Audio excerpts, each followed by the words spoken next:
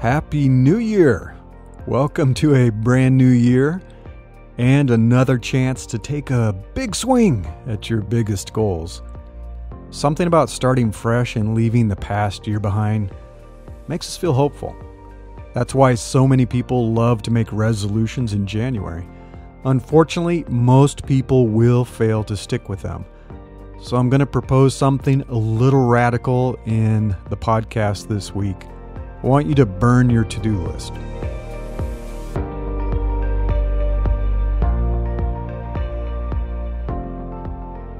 This is Invincible Career, and I'm Larry Cornett. So I'm not passing any judgment about failing to achieve a goal because, hey, I failed last year too. I made some progress on my books. I'm writing a couple of books. I wrote multiple short stories, but I didn't formally publish anything. I didn't publish a book on Amazon or Kindle or a hardbound book. I published my newsletter, Medium articles, LinkedIn articles, blog post, and recorded podcast, but didn't actually publish a book, which was my big goal. I could blame the pandemic and all the chaos of last year, but I accept full responsibility. I made a big mistake. I made the mistake of trying to squeeze additional time into my already packed schedule. Not smart. And it's that natural tendency that I think some of us have to say yes, take on more responsibility and try to accomplish more. But the only way to make time for new tasks is to take time from something else. You have to say no. And I published an article last year about that. A lot of things you should say no to. You have to reprioritize and you have to reallocate time from your fixed 24 hours a day. You can't create more time. Now, to-do list might work for you, but they don't work for me. That's why I said maybe this is the year to burn to-do list. Because they don't work for a lot of people. Adding items to a list doesn't set you up for success. How does that help? You just end up growing a list that is massive. It gets larger and larger every day. I have a few huge running lists in Evernote, and some of those items date back over 10 years. So it's not helping me, and it doesn't help a lot of people. I often forget to review it. It's not in my face. It's on my device. It's in an app buried somewhere. And then when I do actually open it and review it, I get overwhelmed. I get stressed about how much there is to do. The list is huge. So I'm taking a new approach this year. I'm going to use the Ray Bradbury strategy of consistently writing every day. I talked about that last week. I just read a biography. He wrote every single day. He submitted a short story to a publication every week for almost his entire writing career. But where am I going to find the time to do that? Well, that's the power of using my calendar. Instead of trying to squeeze more hours into the day, I'm going to repurpose time that I have already demonstrated I can consistently commit to something else. And then finally, I know I need accountability. We all do. So I want to leverage my existing community to help me stay accountable to this process. And that's you, my dear listener. And that's my private community of over 117 ambitious people who will help push me.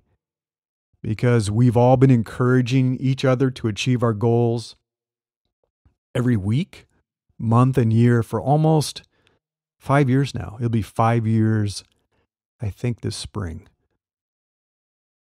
Therefore, I'm going to be leveraging the existing calendar time that I've been using to consistently write my newsletter every week for the past 2.5 years. I mean, I've been publishing a newsletter and recording this podcast like every week. So I can do it, but I'm going to have to be smarter about how I use that time.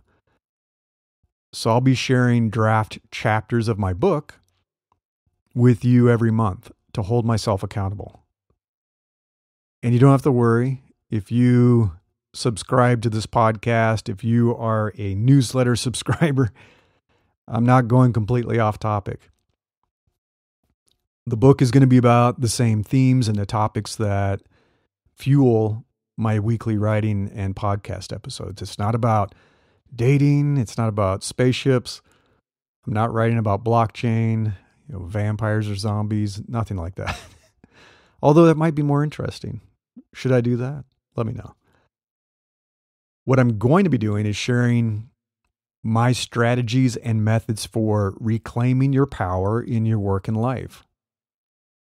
Reclaiming your freedom to spend more of your time the way that you wish you could. And reclaiming your future that you want for yourself and your loved ones. So I'm looking forward to hearing your feedback. I want to fine-tune the book to address your questions, the issues you're facing in your work and life, concerns that you might have. Of course, the research, the recommendations, the advice I'm going to be sharing, it's already going to be things that you can take advantage of right away. Things that'll help you figure out how to pursue your dreams, how to get promoted at work, how to find a better job this year if that's something that you want. Maybe even start your own business and just get more of what you want out of life. So now I want to encourage you to experiment with this same strategy for 2022. Burn your stressful to-do list and focus on 3 things that will help you achieve your goals this year better than any list app or to-do app or any productivity hack, and I hate hacks. So I know this sounds silly, but a little trick to remember this is I spell success with 3 C's, and it helps me remember it even though my spell checker hates it. It's consistency, calendar, and community. So speaking of consistency, James Clear, I've mentioned him before, he's the author of Atomic Habits. He has a quote that you should commit to a process, not a goal. And I actually like setting goals and making plans. You have to know where you're heading. You have to know what you want to do before you can build the right habits that will take you to the desired finish line. But he is absolutely correct about the powerful value of a consistent process. For example, what's better for your health? Running a marathon twice a year or jogging 2 miles a day? I know that if I stepped outside and I tried to go run 26 miles, 42 kilometers, without first establishing a consistent training practice, I would probably just die. I think my heart would explode. The same is true for weightlifting. And if you've been following me for a while, you know that I'm into weightlifting. I've been doing it for, how long? 13, 14 years. You have to put in the daily reps to develop strength, to build muscle memory, and to perfect your technique. You won't get stronger if you just sporadically drop into a gym a few times a year and start throwing some dumbbells around. It's not how it works. A fitness resolution, if you made one, it only works if you consistently work out. Many people create goals and plans, but very few will make it all the way through this year, working through those plans to achieve final success, and I was one of those too. If you don't take action consistently, you won't make serious progress. Now, putting in the daily work is hard. I'm not saying it's easy. It is hard, and sometimes it feels monotonous. But trying to leap all the way from the beginning to the finish line, that is a surefire way to fail. Success comes with a series of smaller steps that you consistently take every day, week, and month. If you want to achieve your goals this year and make progress on your plans, create daily habits and consistently do them. Leverage the power of compounding actions to reap huge rewards from small and seemingly insignificant actions. Run a mile every day. Write for an hour every morning, or talk to 3 new people every week. It's just a tiny, consistent habit. So what do you need as daily habits in your life to achieve your goals for this year, for 2022? Take your big goals, whatever they might be, break them down into sub-goals. Break those sub-goals into tasks. So what are you actually going to do to achieve those? And then take those tasks and break them down into tiny habits. BJ Fogg talks about this, tiny habits. And the commitment can be as little as 30 to 60 minutes a day. But if you're like me, you're thinking, where will I find this time? And the secret isn't to find new time or to add more work.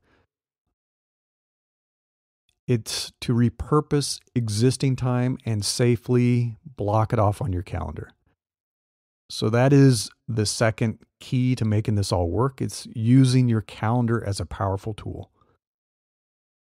One of the biggest reasons people fail to achieve their goals is they can't find the time to work on them.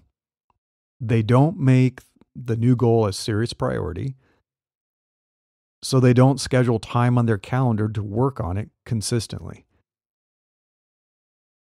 Once you have defined those tiny habits, those new habits that you want to do to build up to achieve your tasks and goals, you have to block time on your calendar for them. For example, I literally schedule time on my calendar to work out every morning. I've been doing that for, 10 or 11 years. I kind of ran into some troubles in the early days. So I was like, I have to block time. I have a private meeting first thing in the morning, and that was my workout. I also block off entire afternoons, blocks of time, kind of the Jack Dorsey method, to write my newsletter and to record podcast episodes. Otherwise, it wouldn't happen. And you can't let other people, like your boss, have total control of your calendar, because that gives them total control of your life. The first step to taking back your power and your freedom is to own your time. Owning your time is the ultimate power and freedom. What else is more valuable? And I know that your employer, if you are employed by a company, already requires a lot of hours of your time. They take hours of your day every day during the work week. But that doesn't mean they own your evenings and your weekends.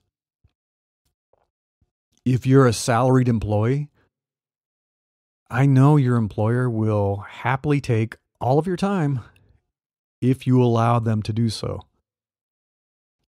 Some of my past bosses definitely took advantage of my workaholic tendencies. They would set up late meetings at night. They would interrupt me during the weekends. I told the story of being at my kid's soccer game and getting a call about some supposed emergency that I had to deal with that was actually really stupid and ended up being a waste of my time, but ruined my weekend. You can't let it happen. I worked evenings and weekends for many, many years. But ultimately, the ROI, the return on that investment, wasn't worth it. I gave up way too much. My health, my well-being, it damaged my relationships with friends and family. And I wasn't receiving enough in return for that. Your future is too valuable to let that happen to you too. You just can't. And it's a whole new year. So take advantage of this time. Sit down with your calendar this week and start scheduling recurring blocks of time for tasks that are important for you. Important for you, not your employer. Some examples of recurring appointments you might want to schedule on your calendar. Making time to exercise every day. So carving out time for that. Maybe you want to set aside 30 minutes every evening for meditation. A lot of people get tremendous value out of meditation.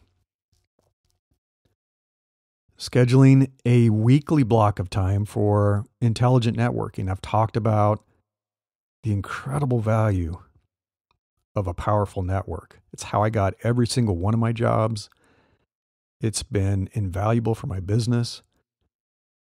Reading the biography of Ray Bradbury, you take a look at it and you realize it was networking. I mean, obviously he's a great writer and he got better over the years, but it was networking. He was very social. And he leveraged his relationships to get published in key magazines, to get book deals, to do scripts for TV shows. A lot of networking. I encourage spending like 30, 60 minutes, whatever you have, every morning to journal. I sit down with my coffee every morning and I journal for 30 to 60 minutes and I write ideas and crazy creative ideas for my business or for articles or just whatever pops into my head. And it makes me more creative. I think you should schedule a block of time every month to work on your career plans. What is your next move? It could be internally, it could be externally, but what is your next move? What are you doing? Use time to research potential employers. Who is interesting out in the world that might be a great place for you to go? Use that time to look for a better job. You should always be interviewing. You should always be talking with people. You don't have to say yes. If everything is going well, you're going to look around, you're going to say, I've got it pretty good. I'm happy where I am. But what if you do encounter something that is amazing, that's going to get you a huge promotion, a big raise, work with people that are going to take your career to a whole new level? You may want to spend maybe an hour every weekend to brainstorm ideas for your own business. I know that some of you are interested in becoming entrepreneurs, solopreneurs. When are you going to make that happen?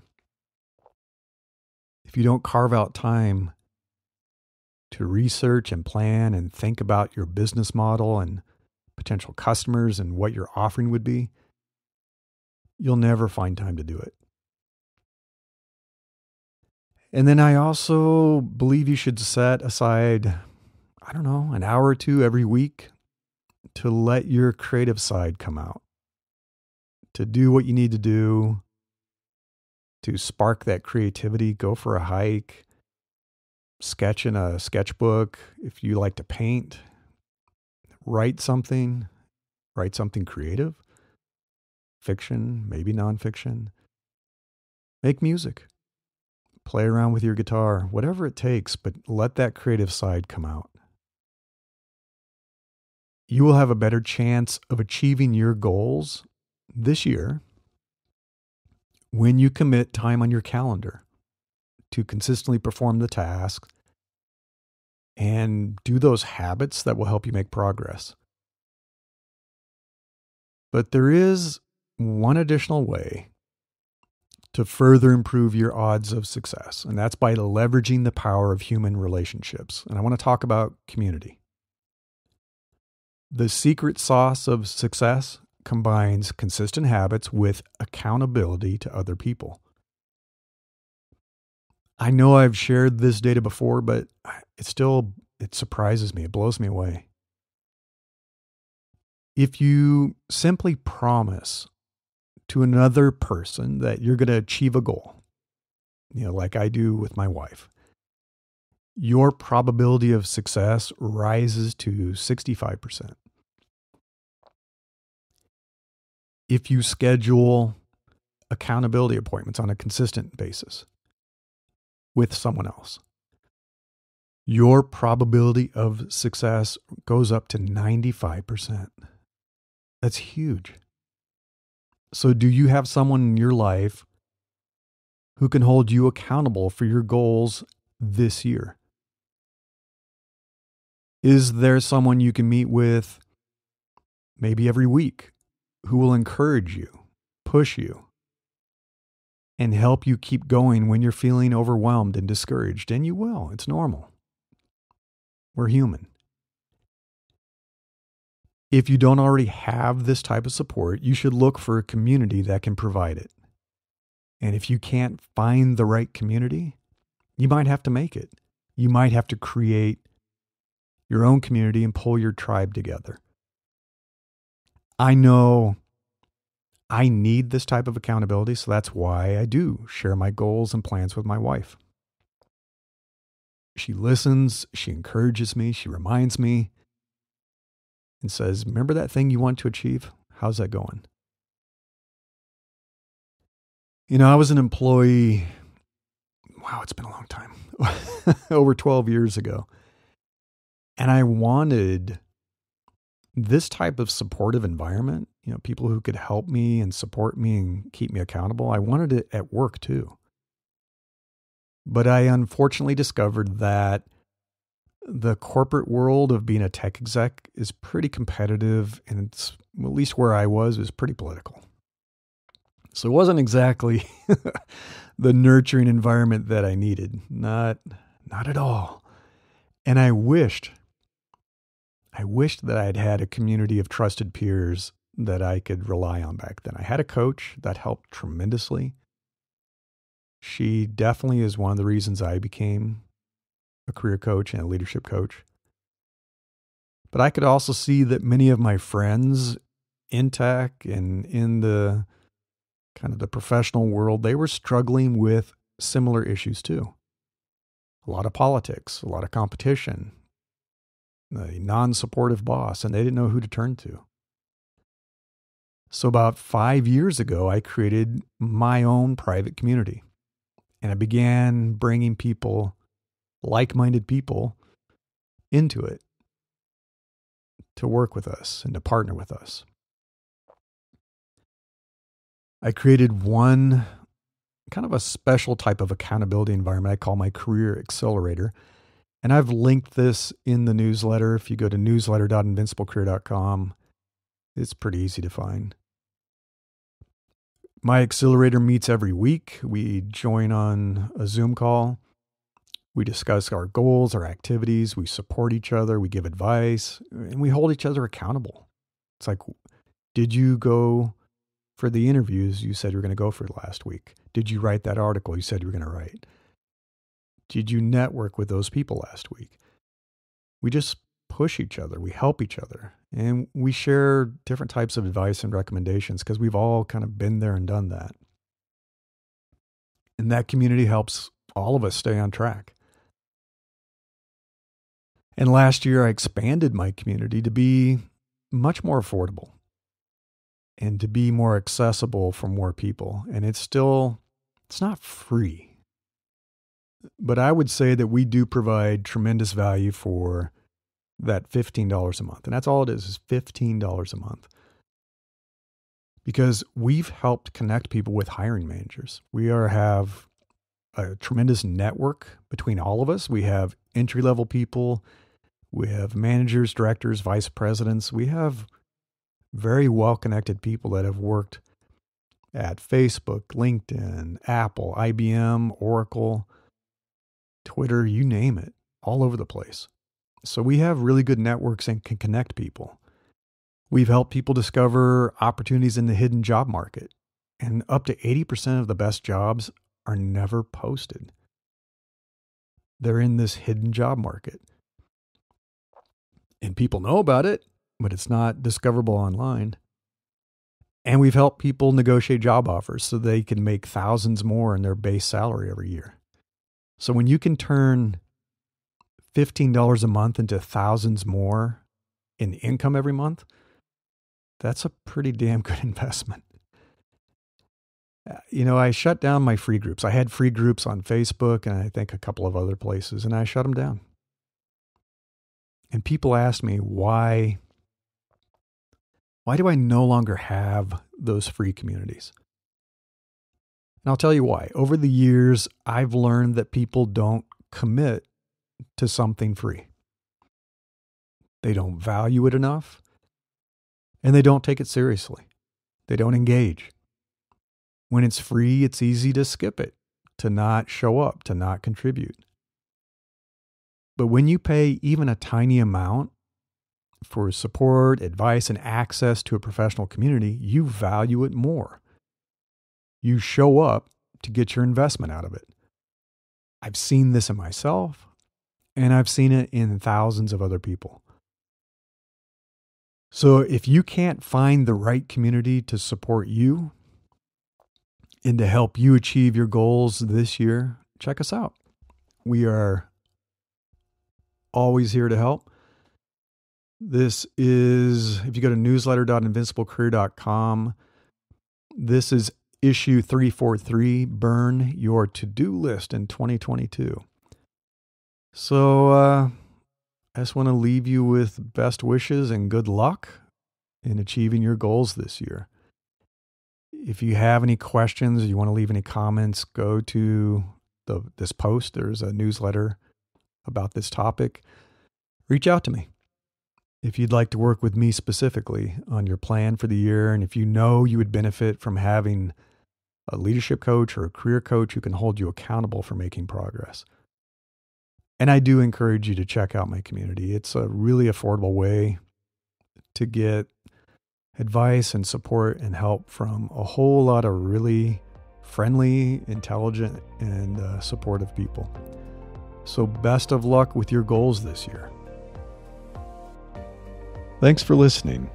I hope you enjoyed this episode, and if you would like to follow upcoming releases of the show, please subscribe. And as always, I appreciate your ratings and reviews. Thank you.